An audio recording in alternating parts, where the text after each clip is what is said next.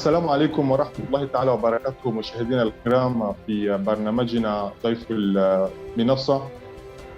معنا اليوم المحامي والمرشح السابق لرئاسة الجمهورية ورئيس حزب ريجا القمري المحامي العارف سعيد، وسنتحدث اليوم حول الأحداث الأخيرة في مدينة مبيني.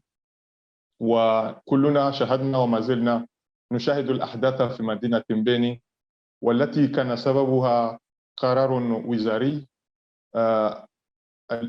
قرار وزاري يمنع الاحتفال بالمولد النبوي في النهار إلا في أيام العطلة الأسبوعية. برأيكم سيد المحامي، ما الدافع إلى إصدار مثل هذا القرار؟ Oui, merci de l'honneur que vous me faites de m'inviter sur votre plateau pour me prononcer sur cette situation tragique qui affecte non seulement la ville de Mbéni, mais tous les Comoriens. Tous les Comoriens sont affectés par rapport à cette violence gratuite, disproportionnée, injustifiée, qui résulte d'une décision arbitraire. Vous savez, il s'agit d'un sujet extrêmement sensible puisqu'il s'agit d'un sujet religieux. Il s'agit d'un rassemblement religieux, une cérémonie religieuse organisée à l'occasion de la naissance de notre prophète. Bon, voilà. Ce mois béni de l'anniversaire de la naissance de notre prophète, il est d'usage aux Comores, dans les principales localités, principales villes du pays, d'organiser une cérémonie en l'honneur de notre prophète. La ville de Mbéni, comme tant d'autres villes des Comores, ont l'habitude, depuis des décennies, d'organiser leur célébration de l'anniversaire de notre prophète la journée. Le gouvernement du colonel Assali a estimé, pour des raisons qui leur sont propres, de prendre arbitrairement, sans la moindre concertation, la décision d'interdire la tenue de cérémonies religieuses la journée, le jour de semaine, sauf le week-end. Bon, comme je le disais tout à l'heure, il s'agit d'une décision arbitraire qui vient mettre fin à une pratique tout à fait tolérée et justifiée pour des raisons de sécurité, puisqu'il est difficile de faire des kilomètres et des kilomètres aux Comores la nuit sans rencontrer des problèmes de circulation la nuit. Et la ville de Mbéni a estimé nécessaire, et ça date de longtemps, d'organiser leur cérémonie la journée. Bon, lorsque le gouvernement d'Azali a su comme quoi la ville de Mbéni allait l'organiser comme d'habitude, en tant que responsable, si on avait des responsables soucieux de l'équilibre social, soucieux aussi, respectueux aussi des pratiques religieuses tolérées et tolérantes de nos concitoyens, le gouvernement comorien aurait dû privilégier le dialogue, privilégier la concertation plutôt que la répression. Au moment où le gouvernement savait qu'il y avait des centaines, voire même des milliers de nos compatriotes venant de différents coins de l'île et particulièrement de la région de Hamahamé qui se concertaient, qui se trouvaient à Mbéni, c'était pas approprié d'envoyer les militaires sur place. C'était pas du tout approprié. C'était irresponsable d'envoyer les militaires sur place alors qu'ils savaient qu'il y avait une concentration importante des religieux venant de différents coins de l'île, mais particulièrement de la région de Hamahamé. C'était une provocation et qui a dégénéré, et c'est pour cette raison que nous estimons que le gouvernement du colonel Azali est seul responsable des conséquences humaines, puisqu'il y a eu des blessés graves, et puis des conséquences aussi des dégâts matériaux qui ont été causés suite à la présence des militaires sur place, parce que s'il n'y avait pas des militaires sur place à Mbéni, il n'y aurait pas eu des blessés, il n'y aurait pas eu des dégâts matériels, des maisons incendiées. لكن برأيكم ما هو المبرر العقلاني أو ما هو المبرر الأساسي لهذا القرار؟ Je ne peux pas me placer dans l'esprit de ceux qui ont eu l'idée d'interdire la tenue de cette cérémonie la journée. C'est une décision, je l'ai dit tout à l'heure, inappropriée. C'est une décision inutile et provocatrice. Les conséquences, on les subit aujourd'hui. Vous savez, la religion, c'est un domaine, oui, très, très, très, très sensible. Très, très sensible. On ne touche pas une religion en toute impunité.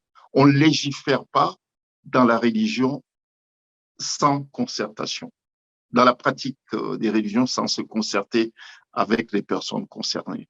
C'est très, très, très dangereux. Donc, moi, je ne sais pas quelle est la motivation, mais toujours est-il que cette décision est prise comme étant une provocation.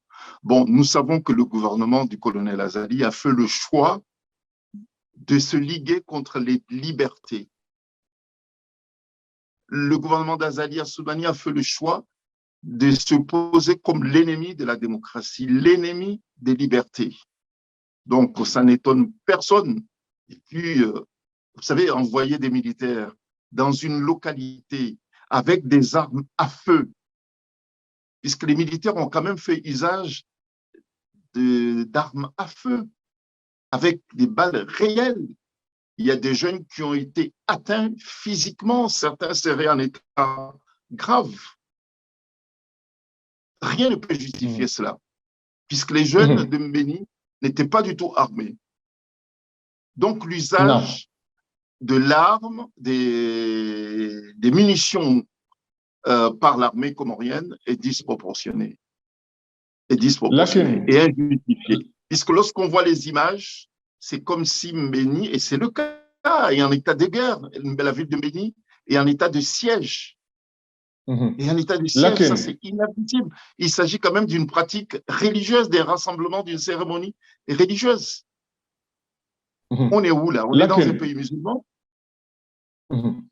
لكن نعلم أيضا أن للدولة الحق في إرغام الشعب على احترام القوانين. أما كان هناك طريقة أخرى لحمل الحكومة على التراجع عن مثل هذا القرار إلا العصيان؟ Écoutez, lorsque vous faites usage des armes juridiques, lorsque vous essayez désespérément de faire usage du droit pour justement exercer votre droit fondamental à la libre expression, ben, ça ne peut qu'amener à des situations extrêmes comme celles que nous venons de voir en Béni. Bon, moi, je demande, je pense que c'est tout à fait possible légalement, même si nous savons que la justice est prise en otage par Azali et sa bande, mais il est aussi important d'inscrire notre pays, les Comores, dans une dynamique d'état de droit et de la démocratie. Je suis de ceux qui font appel à ce que les organisations de la société civile, pourquoi pas les simples citoyens, pourquoi pas les partis politiques, saisissent la justice comorienne pour demander l'annulation de cet arrêté inutile, de cet arrêté provocateur, de cet arrêté qui porte atteinte à la libre pratique de notre religion aux Comores. Puisque si le gouvernement estimait que c'était nécessaire d'interdire des cérémonies la journée, nous avons passé 3 mois, le mois de juin, le mois d'août, le mois de septembre, avec des cérémonies de mariage qui se sont déroulées pratiquement dans toutes les localités de Comores, souvent dans la journée, sans le moindre incident. Et c'est pour cette raison qu'on a du mal à accepter que dans un pays musulman, la pratique de la religion, d'une cérémonie religieuse soit interdite la journée, mais par contre, les cérémonies de mariage peuvent être célébrées la journée. La preuve en est qu'hier, ou bien pas plus tard qu'hier ou avant-hier, Azali était en juin, il a assisté à une célébration des mariages de la journée, il n'y a pas eu de moindre incident. Donc, c'est comme s'il y a 2 poids, 2 mesures, mais en tout état de cause, je pense qu'il est important d'inscrire notre pays dans une dynamique d'état de droit. Les citoyens, comme les partis politiques, comme les organisations de la société civile, ont la possibilité juridiquement de saisir le tribunal administratif de Moroni pour demander l'annulation de cet arrêté. لكن قد تقولون إن الحكومة قد استخدمت القوة المفرطة ضد المدنيين. ماذا كان من الممكن أن تفعل الحكومة لحمل الناس على احترام قراراتها؟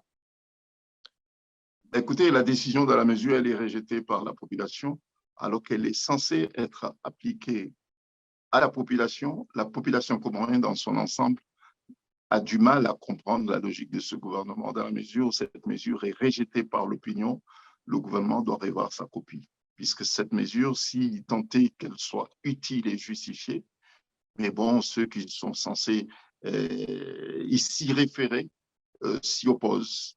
Et la preuve en est qu'à Mbéni, et il n'y a pas que Mbéni, mais les autres localités également, ne comprennent pas du tout cette décision inique, provocatrice, et puis voire même criminelle, puisqu'elle engendre des crimes. Elle a engendré des crimes. Donc, dès lors qu'une mesure est rejetée par l'opinion, je pense qu'un gouvernement responsable se doit revoir sa copie.